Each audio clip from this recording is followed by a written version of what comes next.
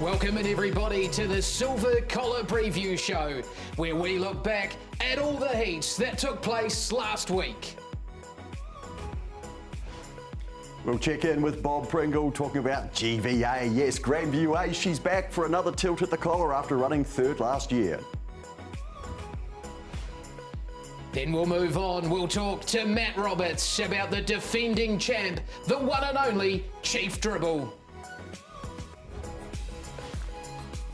And what about the Waterloo Cup? We'll have one hot update about the hot favourite for this year's edition with Jean Fahey.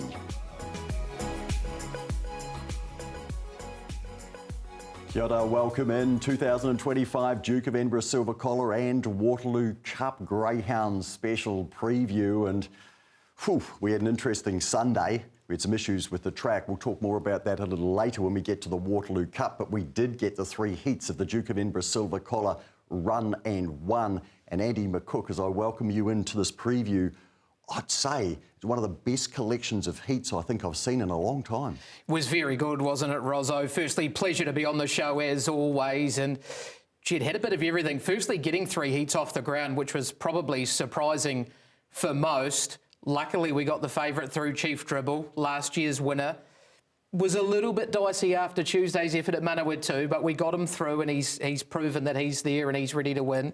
Young trainers making their way through, and of course the old girl, Grandview Ace. What a story it would be if she could get a collar at 5. Yeah, indeed. Yes, we've got all the stories, all the threads. They all came out of the three heats. Let's recap those now. Heat 1, Duke of Edinburgh Silver Collar, 779 metres. Cornelia Reithman about to hit the light. And we're set to go. Mike Lizelle rolls the lure.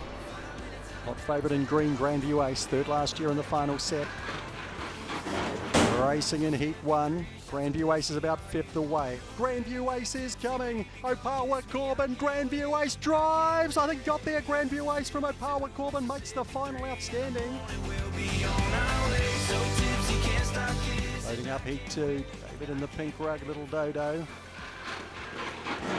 And we're chasing even line. Little Dodo's out in midfield. Johnny Football's missed the kick tonight, and Little Dodo has to pass them all. Little Opawa Ingrid, 1871. Around the outside, Johnny Football. Little Dodo looking to launch. Then we've got Go Sky and Time to Race. Nothing is out of this. Johnny Football. Here's the Dodo. Little Dodo over the top. Beats Johnny Football.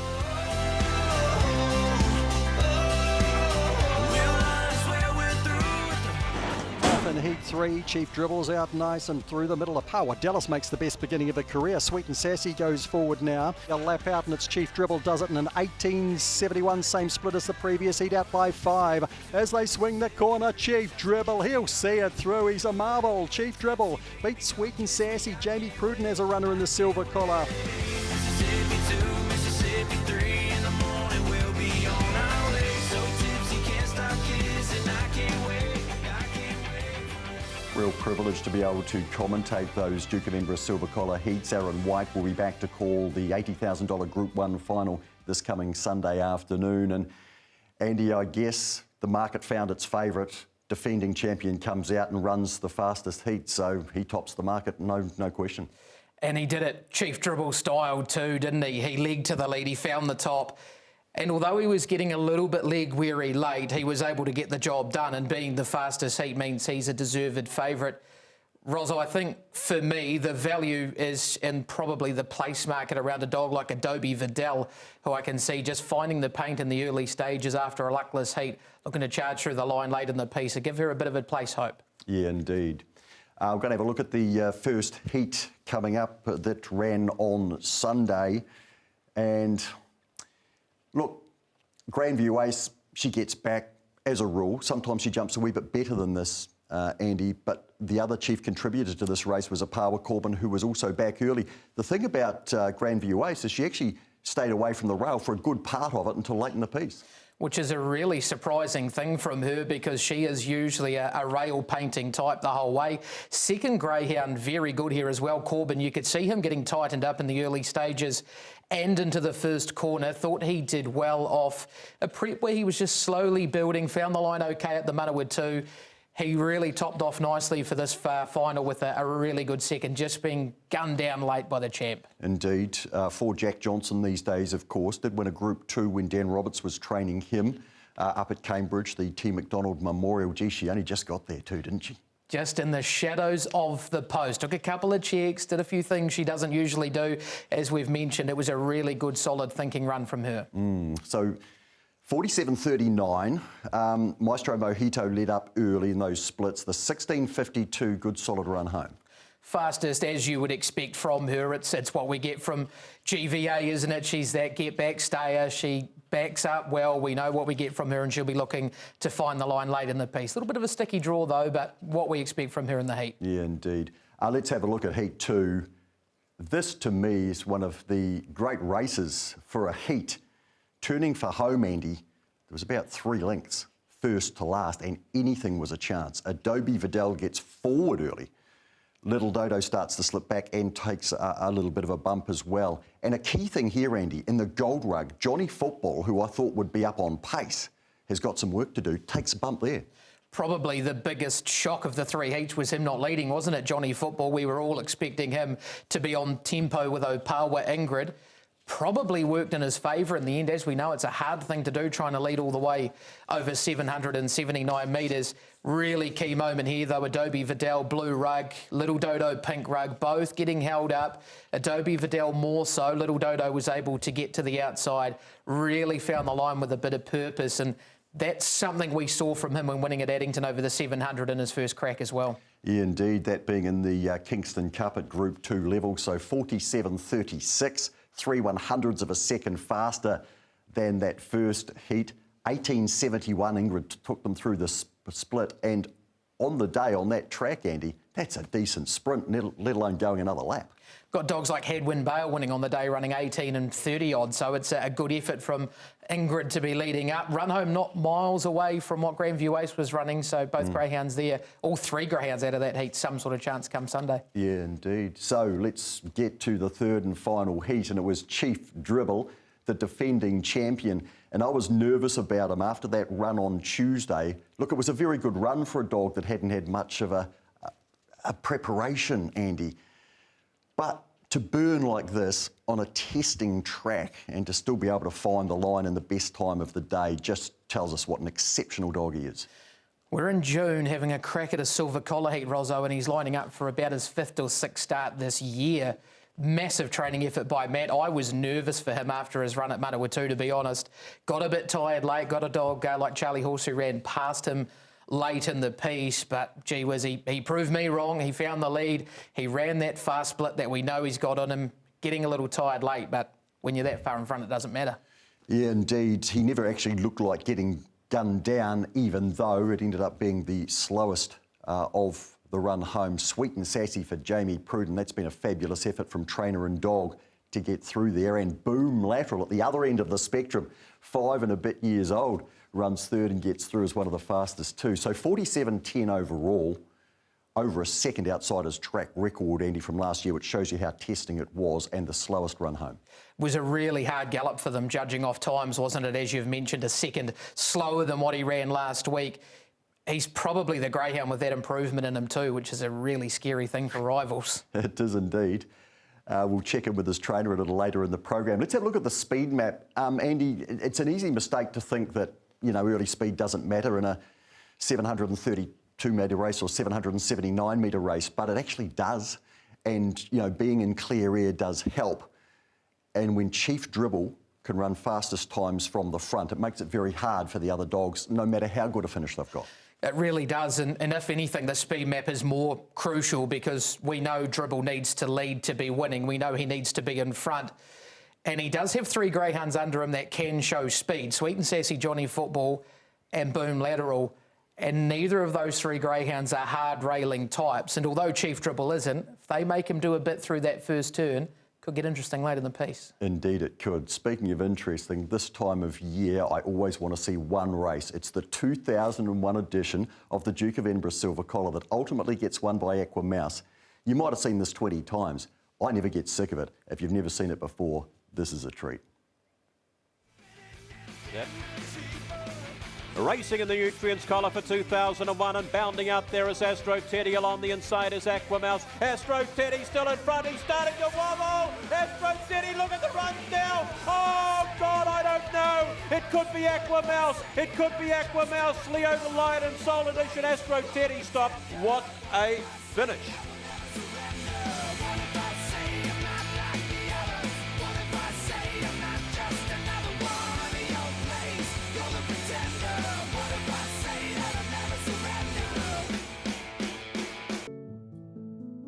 You know, every great race has got an origin story.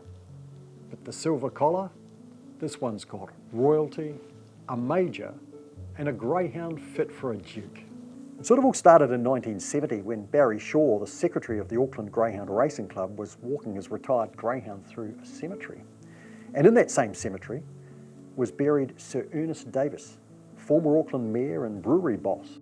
Barry knew that Davis had once gifted a racehorse to the Queen Mother, and he also knew that Prince Philip, the Duke of Edinburgh, was into greyhounds, even owned Chimera Flash, the 1968 English Derby winner. So Barry gets an idea, and the Auckland Club fires off a letter to the palace, offering a greyhound to the Duke. And guess what? The Duke said yes, even wanted to meet the dog on his next royal visit. Enter Major John Blakely, an Englishman that came to New Zealand.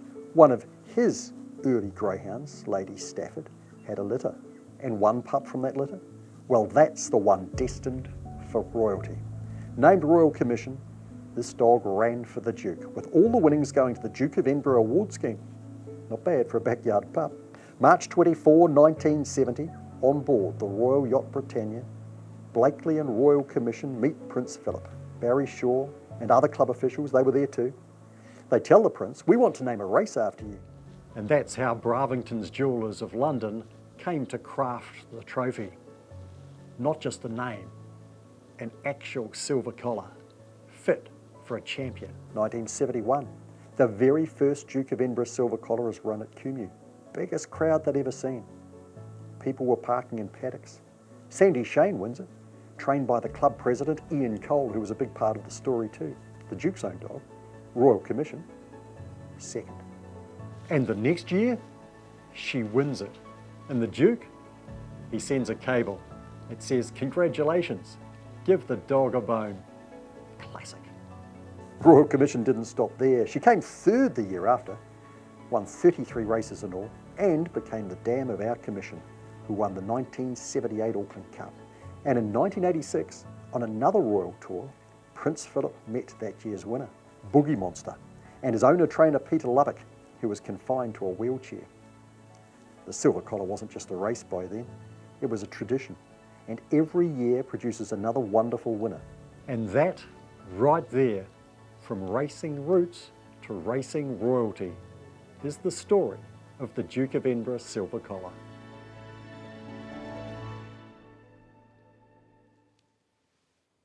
And I love greyhound racing, Andy McCook, but it hasn't made me enough money to be able to own a house big enough to have a room in the house dedicated to all of that stuff.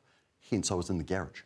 I'm just impressed you've got a garage with that much greyhound memorabilia in it, Rozo, but I don't think me or anyone watching the show is surprised, to be fair, but I'm sure a few of us would love to go and have a gander through it one day.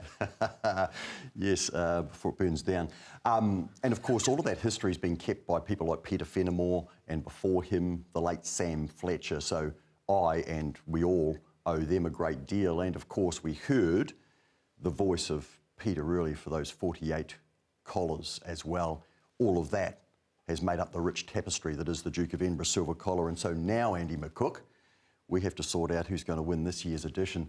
So let's start by looking runner by runner. Firstly, through number one, which is Sweet and Sassy for Jamie Pruden. Young greyhound, young trainer. Greyhound who has got early speed and who has been pretty good against the best so far over the 700 metres and after the race. When she qualified second on Sunday, I had a chat with her trainer. Jamie, you've just qualified Sweet and Sassy for the Duke of Edinburgh silver collar final. What does that mean to you? It means a lot. It was Karen's favourite race and I was with her for 4 years, and Thrilling Amelia won it while I was there, and that was probably my biggest thrill in racing, so to get one through myself is great. Certainly paid off you bringing her last week for a look over the 5:27 metres, but were you disappointed with that run leading into today? Yeah, I was a bit disappointed in her run. She missed a jump and got held a bit wide, but it was just a look at the track, so wherever she came, it didn't really matter, and she pulled up good, so I came back. Did the box one help her today? Definitely, she wants the rail, and closer to the rail in the final is where she wants to be, so yeah. How do you think she'll back up? Obviously 779 metres, it's just a bit further than everywhere else. She's pulled up really good from her last few 700 metre races, so she's had to go. She's pulled up really well her other one, so if she pulls up good this time, I don't think the backup will worry her. Good to see her make her way through to this year's final. And good to see Jamie get a finalist as well. He hasn't been scared, Rosso, to chase the big races. He's been to Christchurch, he's been to Auckland, Cambridge. He gets around. This one will mean a bit to him. She's got to be a place chance as well. She's got early speed. I heard him say she doesn't mind the rail. I thought she was a greyhound who's probably better a couple away from the rail, but she certainly holds a pretty big key with the aid of that early speed we know she has. Yeah, and I guess that gives her the opportunity to push out a couple of widths if she wants. And you're going to have a look back at a race in March over the 520 metres at Hattrick Raceway, because this was a night she sort of stamped herself as a greyhound with some significant ability when she ran to the front. Showed us what she could do and clocked 30.11, which was the best of the night. And some nice greyhounds went around that night. There certainly were. She's always showing speed and always a little bit of stickability business end of those 500s as well. So it's probably no surprise that she's being competitive against the best over the further journeys. Very good 600 metre greyhound, and now over the 700 metre trips where she's very good as well. And like I said, I give her a pretty decent place hope and certainly think she can have a little bit to say through turn number one. Mighty interesting litter by Benali out of Sassy Little Lassie, because you got Lovable Rogue out of this, who's the fastest dog, or one of the fastest dogs down the straight track. But here's Sweet and Sassy in a Duke of Edinburgh Silver Collar final. Drawn next door to her is Johnny Football. Dog number 2 has got a menacing record over the 650 and 60 metres. Look at the stakes, over $150,000, and we'll talk about some of the races that he's won shortly. But I did talk to Georgia Cole right after Johnny Football qualified for the collar. Georgia, wow. Heart and mouth stuff there with Johnny missing the jump there early. Yeah, I wasn't sure what was going to happen from there. It's pretty hard run out there, so I thought, oh, maybe that might be it. But yeah, he proved me wrong for sure, and Dad too. I actually spoke to him. He said the same thing, so... Wasn't it amazing? Because honestly, you could have thrown a picnic blanket over them sort of coming towards the turn. Were you still confident at that point? He looked to be making ground up on the ones in front of him, so I thought if that momentum keeps going, obviously I saw Gary's dog coming and knew how strong that was, but I thought if we could keep the momentum going, which he did, it would definitely help us a long way. Were you confident leading into the series, given you won that 720 metre Group 2 race? It's a whole different ball game coming here, mate. 720 at Palmy is very different to how far it is here, so it was as good as anybody's guess whether he would make it or not. We knew he was fit enough, it was just whether he could get the last 50 or so metres, really. Well, now he's made the final. What are you thinking about that in terms of him backing up over 779 again? I think he'll be all right to back up because he's been running 600 most weeks at Palmy and Cambridge. I think it'll be hard to beat Chief Dribble, but depends on the draws and whether he jumps or not next week, really. So, do you want him jumping and going hard in front, or are you happy with him just settling in behind if something else wants to take the pace? I think if the track's not like it is today, because it's quite heavy out there today and it's a faster track, it would benefit him to be in the front and lead. But if it's slower, then obviously he can do that as well. So we've got two ends. It's just what one he decides to pick, really. He's his own man. A greyhound who's been a dominant force over the 600 metre journey trip at the Manukau, hasn't he, Rosso, in recent months, and basically unbeatable around there. I had a big query over the 779 around him, to be honest, and I have a small query over the backup because we know how hard it can be on greyhounds, but geez, a real question mark now after missing away and being that good. He was very good in that, and we're going to have a look at his Group 1 win, which was over the 520 metres in the Hattrick Classic, because he's got the ability and the speed, plus of course he's got the strength. Now he had to work in this race, and again there was one or two that got into a wee bit of bother, but the momentum that he had coming to the home bend, it was certainly a well-deserved and earned win. Of course, this dog was in the Waterloo Cup final last year and was a little unlucky in that too. And since then, the 720 metre Nancy Cobain, $150,000 in stakes. I think I tend to underrate this dog. Flies under the radar a lot, doesn't he, considering he's won 32 from 53, and I know a number of those are over the 660 at the Manukau too, but he's a very good greyhound with very fast top-end speed once he gets going, and his mid-race burn is phenomenal, and we saw that in his heat where he was able to burn through the middle stages after being slow away. But that concern of him picking the jump, being on tempo, not only potentially a concern for him, but also potentially a concern for the race favourite Chief Tribble. Dog number 3 is Adobe Vidal, one of 2 trained by young Jack Johnson, who we'll hear from in a moment or two.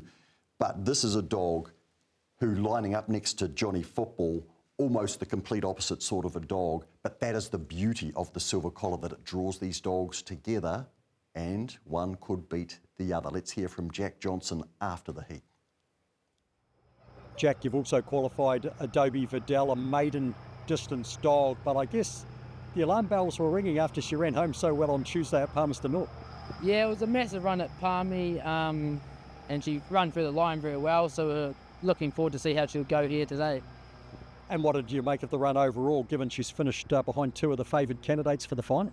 Yeah, I thought it was a massive run. It surprised me when she legged to the lead and then got outpaced like we thought, but she was quite stiff turning for home, just nowhere to go. If the gap's open, I think she would have been near the top. She doesn't win very often. I think she's 3 from 40 odd, but could she win the Silver Collar in your view? I think she's definitely a good rough chance. Maybe if there's a bit early speed, she should be out the back and just smoking a pipe again. If the gap's open, she could be in the finish. What is she like? Is she a difficult dog to train? I think you've taken her over reasonably recently. Yeah, thanks to Matt and Sarah giving me a chance to try get another one. But she's been all right. Thankfully we're at first because she hasn't travelled well coming up to Palmy and that, so get her back there and settle in, and we should be looking forward to next week. Give this greyhound the best roughy tag in the race for mine, Rozo. I think her draw works out really well off a moderate beginning, which we usually see from her. Obviously, in the heat, she was away very well. She was the greyhound with the big flashing light on her head at Manukau too, finding the line, and that flashing light got brighter after her heat when she was, I would call her a tragedy beaten. I think she was going to go very close to winning that race. I know Little Dodo was getting held up and behind her as well, but the way she found the line once she got clear was very, very impressive. I think she's some sort of smoky chance to win if things went her way, but she's definitely a place chance. Going to have a look at her last win, because she doesn't actually win that often, Andy, but it was at Addington. Actually, it was a day that I was calling and it was a small field, but got a bit closer to Broadway Jazz than I sort of anticipated, and from there, Adobe Vidal just showing her strength over the concluding stages of a 5:20 race. She was, and she's a greyhound who loves the inside as well, and we saw that in the heat. She didn't really want to leave the paint. She was just travelling along and behind them, waiting for a gap to open, and that gap never opened until it was too late. And luckily for Jack and Matt and Sarah, she was able to get through well enough to still qualify, but I can't see the backup being an issue for her. I can't see the draw being an issue for her, and the map looks really clean. So, yeah, I think she's the best each way at a big, big price. Yeah, so some tempting odds there for Adobe Vidal. I know you were keen on Sunday, and yeah, dead stiff there. She was marking time, turning for home, looking for the passing lane. The next dog is number 4, Boom Lateral, and what a dog he is. He's well beyond 5 years of age, but he qualifies for his 2nd consecutive collar. And recently he's been winning over the 375 metres. Yes, quite extraordinary. And post his effort to make his 2nd consecutive collar, I caught up with his trainer, Rob Roper. Well, Robbie's well over 5 years old, but Boom Lateral's made another Silver Collar final like he did last year. What do you make of his performance? Yeah, really good, mate. I thought he would run sort of top 3. We missed a couple of key lead-ups. One out here, a 5.27, where the meeting was abandoned, 6.50, the boxes didn't work. Wasn't really too worried about that, and sort of just went back to the sprints and just kept him fit and ticking over, and he's at the line good. Yeah. And he picked up a couple of wins in those sprints. Did that surprise you? No, not at all, because he's a quick dog. Yeah, so and he should be improved by this week and going into next week, and it's going to be a really good final. Last year, I think he was 4th in the heat last in the final. Do you do anything different this year? Oh, totally different, mate. I've had him a year. We had a hell of a job with him last year. He was really lucky to get into the final. You know, like he had a strained hock and was only able to get one run into him, so I was pretty confident we were miles ahead of the game from last year, you know. So, yeah, but he's a nice dog. And does that mean you've got a little bit of confidence of maybe getting a decent slice of the cake? Yeah, definitely. And there's going to be a bit of speed in it. Probably doesn't suit him with a lot of speed in it, but he's having a go at the moment, and that's the main thing. So, yeah.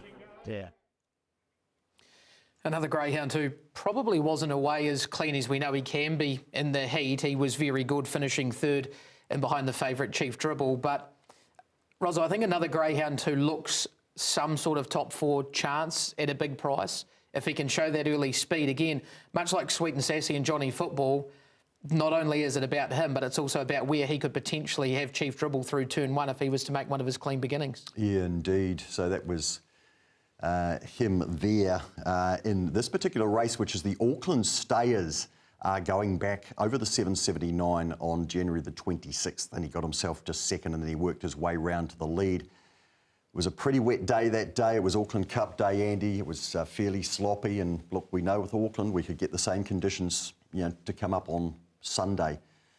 The dogs like Grandview Ace in this race, and he did beat them. I know it's a few months ago now and he's over 5, but gee, Rob's done a super job with them, and we better mention young Ryan Roper as well, because he'll be watching this. He certainly will be. The team have done a massive job with him, and even to make 2 collar finals year to year, and we've got 3 of them going around this year that are doing it. It's really good to see. I give him a top 4 chance if he can find the lead. Well, based on that, he came out quite clean. Maybe he can do that again, but there is plenty of speed in this race. One dog who shouldn't be in that early rush is Little Dodo, who right from the outset of his racing career has tended to get back. But his run's been timed beautifully for the Silver Collar, and very impressive win coming from last, albeit in a compact field in the heat. And then I ran out to the car park to track down his trainer, Gary Cleave. Gary, talk us through that, because you've come from last to first there. What were the emotions like, and what did you see from out there? It certainly didn't go to plan. I sort of thought he'd begun not too bad off the 8, and then run into a wee bit of trouble copping a shoulder off Johnny Football into the first bend, and I sort of thought, you know, we're starting to give the leaders a bit of a head start, and questions in the back of my mind whether he could sort of make up that ground. But he sort of got hunting down the back and sort of charged up in behind the leading pack, and I sort of thought, oh, well, he's still a chance of, you know, top 3 maybe. And he was still travelling good and looking for room, and it wasn't until late in the piece that he sort of found the gaps and burst through, and yeah, you go from the lows to the highs. Yeah, and very quickly too. Just in terms of his preparation, you didn't get to race a lot, but were you happy with what you'd done with him at home in trials leading into today? He's sort of a get-back dog. We haven't had the 600 metre boxes at Addington to sort of get those races or trials into him. Had the option of taking him to Palmy, but sort of up against Johnny Football, Charlie Horse, those sort of dogs who are course specialists and 600 metre specialists. We sort of opted just to stay at home. He sort of had a 520 metre trial and a 650 metre slip prior to coming up here, so he did have some mileage in his legs, but on his run today, I'm sort of hopeful there's a wee bit of improvement there. And what will you do with him in the time between now and the final? No, pretty much rest and recovery. We'll sort of head home tonight, depending whether we catch the morning boat or one later in the day. Yeah, probably keep him on the lead, maybe a couple of free gallops, and just probably one sharp sprint just to keep him up to it. Looked like he would make a stayer from day one, race number 1, didn't he, Rozo? And he's starting to live up to that now. And this is him winning the Kingston Cup, his first ever 700 metre event. And he settles behind Grandview Ace, and he's able to run past her. And to be honest, in the run, I thought he would run second here, and we would get a pretty good indication of how he was going to compete over 700 metres. Well, we got a really decent indication when he blew straight past Grandview Ace, and I don't think you could name many dogs that have done that so far through her career. So not surprising to see what he did in his heat for the collar. He was getting caught up in that same trouble as Adobe Vidal was on the corner. He got out into the clear and powered home to score.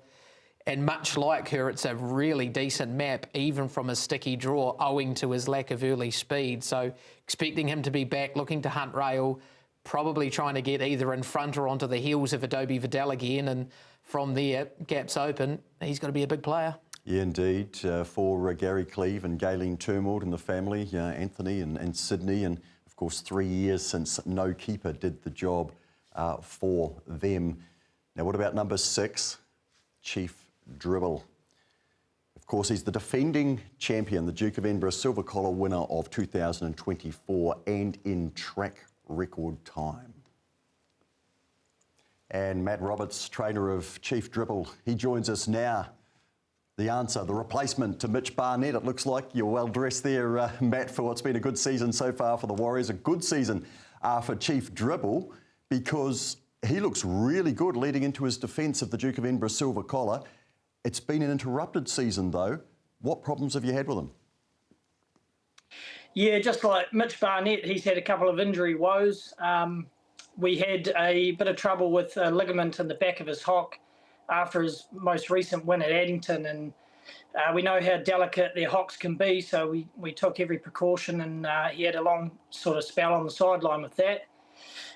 We managed to get a start back into him down at Invercargill, and after that he pulled up with a bit of an injury to his shoulder, so that sort of set us back even more, and after that we were sort of doubtful that we were even going to make our way to the collar, but luckily he just sort of managed to come right in the nick of time, and we got a couple of trials into him, and he went well enough to say, hey, give me a crack. Matt, talk to us about the 660 at Manukau that he had leading into the collar heat, because obviously we know how good he is, we know how fast he is, but he did appear to get a little tired late in the piece. Did that have you nervous at all, or was that the improvement you knew you had in him to get him to that collar heat?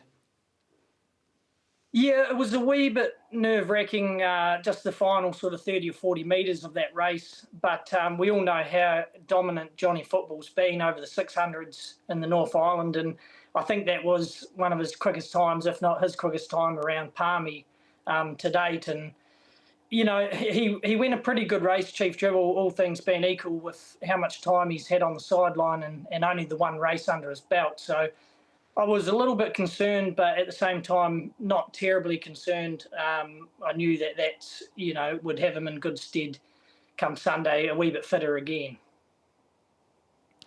So talk to us about the heat, Matt. Obviously, he was very good. He made his way forward, he led, and that's what we expect from Chief Dribble, and clocked the fastest heat. So you must have been happy, A, with how he went, but tell us about how he's pulled up after that heat. Yeah, look, we were really happy with how he went. He probably stuck it out even better than what we thought he would. And in terms of how he recovered, reports are that he's just, 15 minutes after the race, you wouldn't have even known he'd had a race. So he's just a phenomenal dog in that regard, and that's one of his best attributes, just the way he recovers from run to run. Matt, Jack Johnson's with the team and based at Peter Ferguson's place in the Waikato. Are you able to have sort of exactly the same preparation for Chief Dribble between heat and final this year as what you did last year, which was so successful? Look, to be honest, we're probably attacking it a little bit differently. Just given the lead-in, we're probably being a wee bit more delicate between heat and final this time. It's sort of a fine balance between letting the dog recover from the heat and also, getting him fit and ready for the final as well. So his work doesn't probably need to be as hard as recent years. We just want to look after him a wee bit more in between runs, given the injury woes recently as well. So, yeah, we're taking it easy, but I can't be thankful enough to Peter and Wendy for letting us stay and use their facilities there. And also Jack Johnson doing a great job looking after my team for me while I'm down here. Matt, we know you're a pretty keen form student as well. You've no doubt had a bit of a study through the field. How does the map look on paper for you, and what are you expecting come Sunday? Yeah, look, I'm pretty happy with the dogs that are drawn around Chief Dribble. I don't mind the wider draw for him. It looks like there's probably two ways the race can pan out. Whether Johnny Football jumps or doesn't is going to be one of the major factors. I think if Johnny Football makes a good beginning, and him and Chief Dribble go to war, that's probably going to benefit those dogs that are coming off the pace a bit more.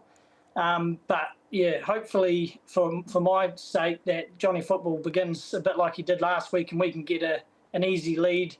And yeah, he's just a different dog when he's freewheeling in front. He's probably not as potent over the first 300 metres as he once was about a year or so ago, but his run from the winning post to the back mark is still phenomenal, and that's where he can pinch his races. Matt Roberts, you're on the cusp of something pretty special with Chief Dribble. We've only had one back-to-back winner ring the bell. Of course, Tivoli Tom was able to win it twice as well. It would be genuinely something else, and we wish you all the very best for the Duke of Edinburgh Silver Collar this Sunday. Thanks for your time. Yeah, thanks very much.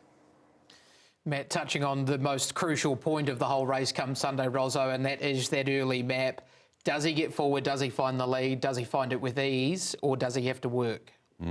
Well, we're only going to find out on the day, unfortunately, Andy. We've got to put our hard-earned on prior to that. What part will Opawa Corbin have to play? He's dog number 7 and the second runner-in for young trainer Jack Johnson. This one owned by Peter McDermott. And yes, I caught up with Jack off the back of this performance on Sunday. Jack, Opawa Corbin was away from the races for a very long time before his recent campaign. What was the issue? No, he just wasn't going too well, and Pete just wanted him to go for a spell, so we chucked him in the paddock for a couple months and that, and he seemed to be coming back along a bit better now. That's the owner, Peter McDermott. Will he be wrapped with this run today, as will you? Were you expecting something as good as that? I thought his run at Palmy was the best run he's done this campaign, and he was finding the line well. That was a big positive going out of Tuesday. Warrior was not being here, but he seemed to spark up pretty well and get handier, which was really good. So what are you expecting him sort of backing up 7 days to 7 days over the 779? I think he should back up pretty well, and again, thankfully we only got to go to Cambridge for the Fergusons and not all the way home, and it'll be massive help come next week. Another greyhound who improved immensely off the 660 at Manukau too, but the thing about that run, Rosso, was he got through the line really good. His work up until halfway up the straight, it was kind of like, oh, would you still have a go at the collar? His work from halfway up the straight to the lure was very good, and it was just suggesting that maybe you'd have a crack. Starting to improve with race day fitness under his belt, and he was very good. Just nailed late by Grandview Ace, given a decent run in the heat.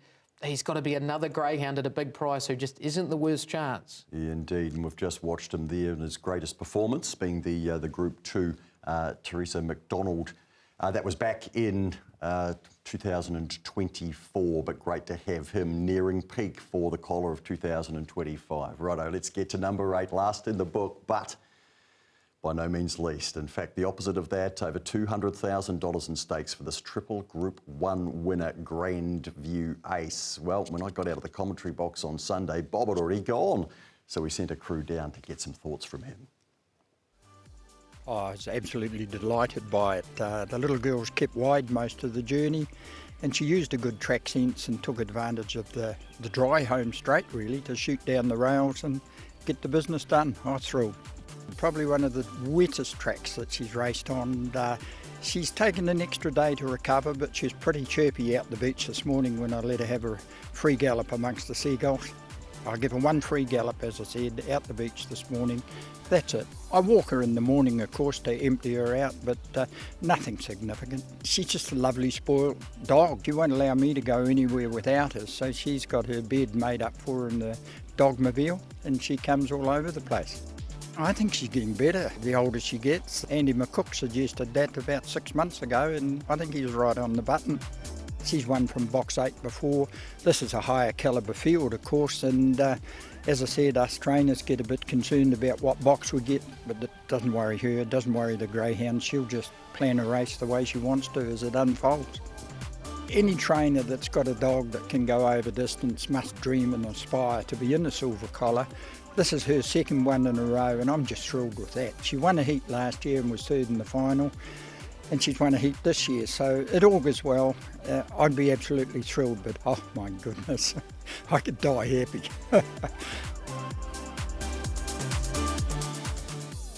She's a little bit like a fine wine, isn't she, Rosso? She just continues to improve with age, this little greyhound, and she's a bit of a marvel, really, isn't she? She still finds the line. She still wants to be out there. She's making a Group 1 final. She's over 5. She won her heat. Box number 8 on paper, you think, well, it's not really where she wants to be. Her record wearing the pink rug is phenomenal, to be fair to her. I give her a chance. I think she needs to lift an inch off what she did in her heat, though. But we know she can, and we know the backup's no issue for her. So it's very hard not to have her in the numbers. This was her winning her first Group 1, which was the New Zealand Stayers Cup, the one before last. That's how long she's been going at this level. She did it from box 8. I guess my concern in terms of the collar, and we see her get down to 4th there, a lap out, so she was in a really good spot for her that night. I'm just wondering, with all the speed and the talent underneath, that she can actually take up a prominent position like this again, which I think she would need to. And some big boys down there too. Johnny Football, Boom Lateral, Chief Dribble, you know, Little Dodo, they're big dogs. They can put a shoulder in and keep their forward momentum and be trying to just stop her getting over to the inside and making her job just a little nigglier. But again, if she's away fair, she might be another greyhound, much like Little Dodo and Vidal, that may be just in behind them if there's a bit of buffeting up front, trying to get that last shot at them. And we know, like I said, the backup's no issue for her. And it'd be marvellous to see her win one, to be fair. Oh, wouldn't it? And I know Aaron would wind up really well for it. Shall we have one last look at this market, Andy, where we've got a $2.40 favourite, the defending champion Chief Dribble. $5.50 around Johnny Football. Of course, the second favourite is at $3.80 Little Dodo, and the third favourite Grandview Ace at $4. You've already identified some value here in the 3. Certainly have. Found her well and truly in the mix, I think, mainly for the place punters. She's where I would be looking. Found Chief Dribble on top, though. It's hard not to have him there. He's just a champion of a stayer, does it from the front, runs fast times, and gee, if he's gone forward from last week, then it's a scary thing what he might do. Little Dodo's the up-and-comer, Adobe Vidal the best value, and I just couldn't not have the little girl in the mix somewhere, GVA.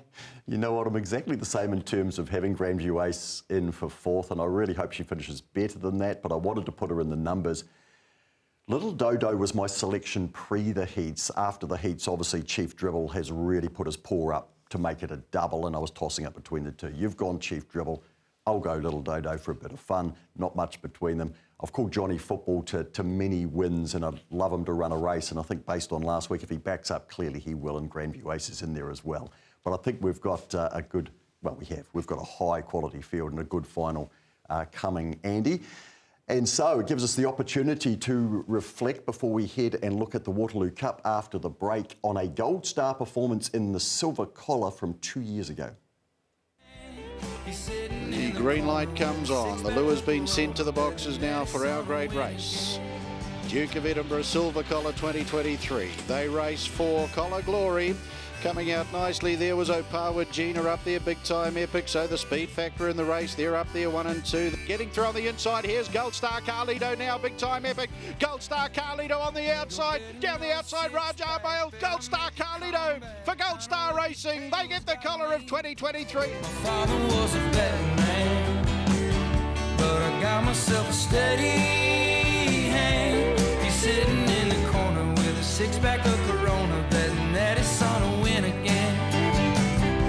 My father was a betting man.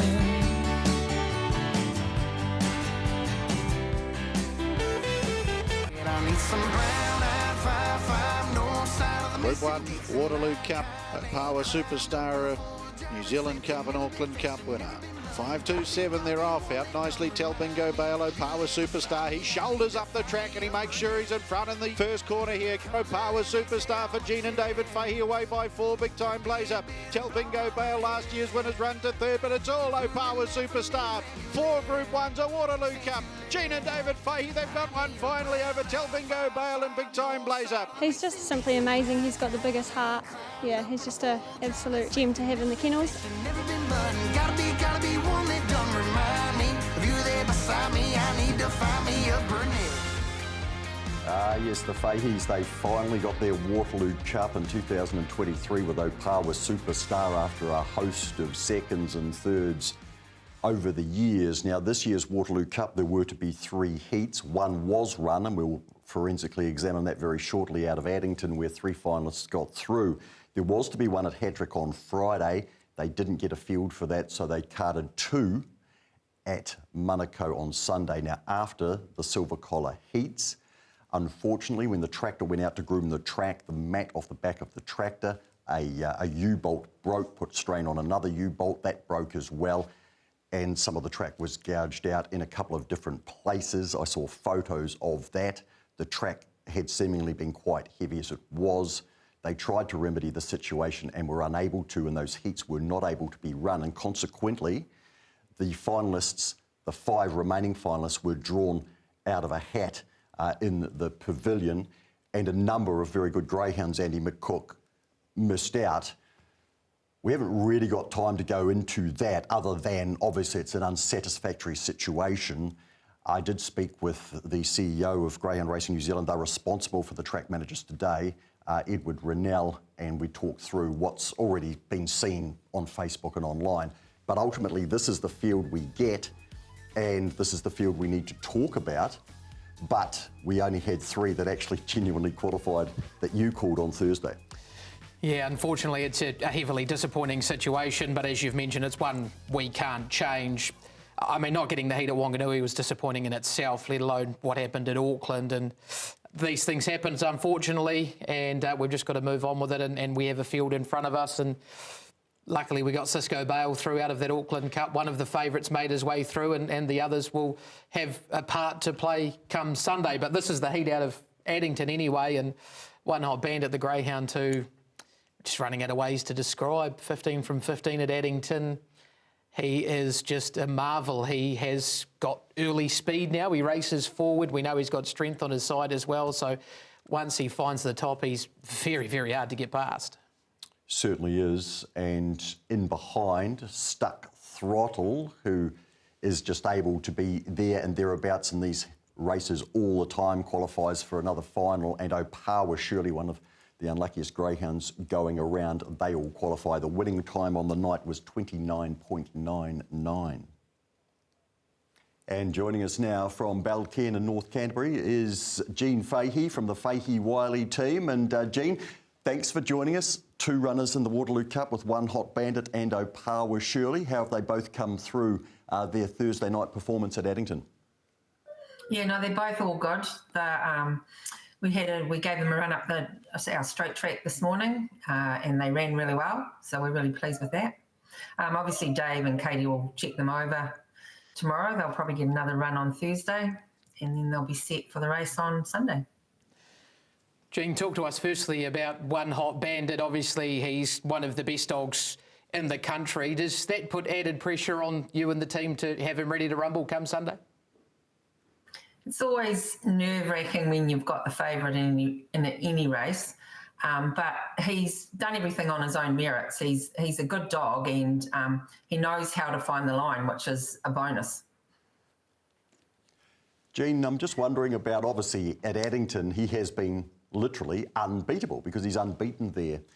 Auckland obviously poses something different. He was able to win an Auckland Cup heat and finished 3rd in what was a very strange sort of a final.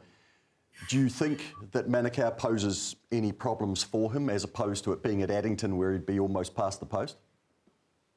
Oh, I don't think so. I think the draws helped him for Sunday. He's got 3, all going well. He should jump and get to the front, which is obviously what didn't happen in that Auckland final.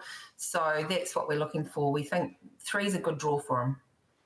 Speaking about the Auckland Cup final, Jean, it's not the only time he's had a little bit of a stoush with Cisco Bale through the first turn. Is there any concern that something similar may happen come Sunday? Most definitely. He's one of our problem runners in the race, and especially when he's drawn inside him. We just hope Cisco Bale's a little slow out so we can get in front of him rather than him in front of us. But then you've also got Stuck Throttle out in 8, so he's going to have all the room in the world, and we know how strong he is. Jean, has One Hot Bandit surprised the kennel in terms of the way he's gone about his business in New Zealand? I mean, he came here with a good record and obviously a record of strength beyond 700 metres. And this year we might have thought, well, hey, he could be running for the silver collar, but he's just been so good over the middle distances, winner of the New Zealand Cup. Has he kind of exceeded your expectations? Well, when you have a dog that hasn't lost a race at Addington, he obviously has exceeded what we expected, but we always knew he was a good dog. When Joe sent him over, he had high hopes of him, and his expectations have probably been reached. So, yeah. Jean, we'll talk about Opawa Shirley now, obviously a very talented greyhound in her own right, but gee, we talk about unlucky greyhounds, and she's probably one of the unluckiest in New Zealand, especially when it comes to big races. Oh, look, she is just a dynamite. She is full of energy. She's only tiny, but my gosh, she's got guts in some of those races where she's got herself into trouble and just ran on something amazing. So, but drawn 5, it's going to be difficult for her. Look at Will, Jean. Manukau, for the first time for her, can you sort of get any feel for how the track might or might not suit her?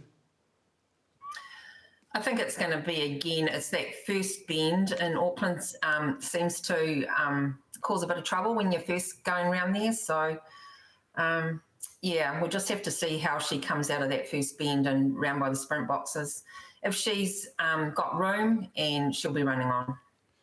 Well, certainly she would be so deserving of a big slice of luck in that Waterloo Cup. And Jean, it was a race that actually it took you guys quite a while to win, but Opawa Superstar managed to do it for you a couple of years ago. Yeah, it took a long time to win this race, so we just wondered if we were ever going to get there. But it's great that you know, Superstar, one of our best dogs we've ever had, won that. Yeah. Well, Jean, we wish you all the best on Sunday with your pair, One Hot Bandit, who is the hot favourite, and Opawa Shirley, 2 great chances. We look forward to seeing them race and wish you all the very best. Thanks, guys. Good luck to everyone else running on Sunday. So 1 Waterloo Cup to their name. They look a real chance come Sunday with One Hot Bandit, currently $1.45. Short-priced favourite he is to take it out, and he looks awfully hard to beat. And speaking of the Waterloo Cup, Rosso, you've got some more memorabilia for us. Well, indeed I have, Andy, because got here this Waterloo Cup from 1937, would you believe, and a picture, remarkably, that looks like it was taken a few years ago, of the greyhounds that actually shared this race in 37, 88 years ago. Ririata and Y. Hurry. And Ririata was trained by E.J. Wing, who we had the E.J. Wing Memorial for years and years at Hutt Park. The Waterloo Cup is one of the oldest sporting cups in New Zealand sporting history. 1878 was the first time that it was run for. And would you believe in 1888, we talk about stories like with the track and what's happened this year with the finalists. Well, in 1888, an Auckland dog called Sailor Boy won the race. He had to sail to Dunedin to win it. Then he sailed to Melbourne for the Victorian Waterloo. He made the final 8. It was going to cost the bookies a fortune. The greyhound was dog-napped and has never been seen since. Well, I mean, how do you find this information? Again? Where do you get it? Again, I have to refer back to people like Sam Fletcher, the late Sam Fletcher, who's kept the history, Peter Fenimore, who's allowed the history to roll on, and I've just been picking up bits and pieces as we go along in a very dirty garage. It's incredible stuff, Rosso. But it's good to have it, though, isn't it? We need that to continue on. We do, and we need another good winner, and it could be One Hot Bandit. But, Andy, you talked in that particular interview with Jean about the battles that he's had with Cisco Bale. They cost each other the Auckland Cup. It's incredible the amount of times these 2 dogs have checked each other into the first turn, and unfortunately for Cisco Bale, he always seems to come off worse than One Hot Bandit when it happens. One Hot Bandit holds off a bit early, which gives Cisco room. He can cut down a little bit into the turns, and that's where the issues seem to happen, and that's kind of what happened in the Auckland Cup. It happened last time Cisco Bale had box 1 at Addington Raceway, and One Hot Bandit had the 5, and they got to the first turn. One Hot Bandit half a length in front of Cisco Bale, and unfortunately for Cisco, things went bad for him. The only other concern, obviously, is that they haven't had the 527 under the belt from the heat on Sunday as well. So in terms of preparation for all of those dogs out of Auckland, it has changed dramatically for them, and what that means for the final was the question mark. Yeah, indeed. And what do you think it would mean for a dog like Stuck Throttle, where the preparation has gone to plan because came out of the Addington heat in behind One Hot Bandit? He's a very good greyhound, a one-time track record holder at Addington Raceway that was then broken by One Hot Bandit and now held by Paul Bradley. He's a little unreliable early's the main issue with him, but gee, when he picks it, he is very fast, and some of the splits he's run to the back at Addington would have him been a big danger to these if One Hot Bandit and Cisco were to check each other through turn one. So I think he's a big each-way player. Gary Cleve has won a Waterloo Cup way back 2002, I think it was, Black Echo. Craig Roberts has won 5, which puts him level with Dallas Van Mew, and the first of them was 1998 with Flash Happy. Of course, Fahey managed to get one finally with Opawa Superstar, but with the market completely dominated here by $1.45. So, Andy, how do we make some money, and how do you see them finishing? Making money will be very hard to do in this race, I think. With the Canterbury dogs, to be fair, One Hot Bandit, it's very hard to go past him and what he's doing. He just needs to transfer that to Auckland now, which I think he can do. Cisco Bale with the obvious speed and the draw. I think if he can punch forward early, he'll be right in it.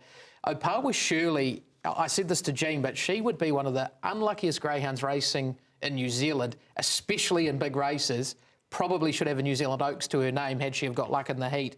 She didn't. She's a chance, and Stuck Throttle, if he can pick it, he won't be far away. Yes. Well, look, I can't go past One Hot Bandit, so he's on top for me as well, and Cisco Bale, and let's hope they stay out of each other's way.